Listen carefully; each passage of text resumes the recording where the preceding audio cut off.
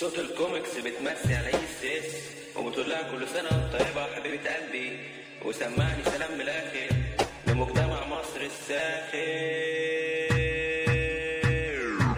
انا اللي عشت عميق في عميق، كل ما اوسع افق ايدي نفض بقى المشروع ليلى واسمع عنايا هنا يا شيء عبده يلي كان مظلوم بقى رئيس من اول يوم. الحريه دي كانت نعمه وفي مصر النعمه مش بتدوم.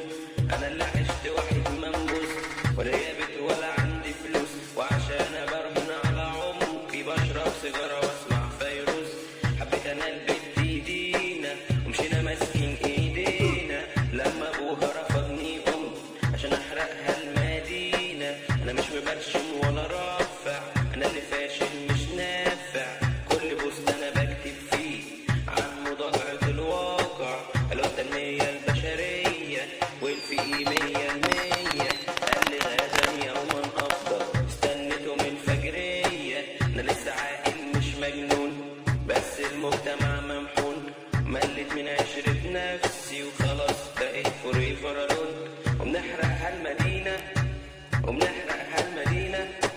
ونعمر واحدة أشرف خش عليهم واشرف. أنا اللي عشت عميق في عميق، كل ما وسع أفقي جيت نفض بقى المشروع ليلى واسمع غنايا هنا شقيق عن اللساني وما شفتوش، عن اللي عاش مغرور منفوش. أنا ما كنتش انطوائي انتوا اللي ما تتعشروش. صحيت أنا واحدة في المثل وقلت شكلي خلاص عنست، عشان كده انا هاخد حقي وهي قلعت وانا لبست. ياما تقيلة عروسة وسطي جابت لي واحدة شبه شريك وقالت لي دي بنت عميقة، قلت لها الأسود يا ريت كل شيء مفروض والغيبة بقى ولا ليها حدود، والعمق كده قطع بعضه والحب ليس له وجود.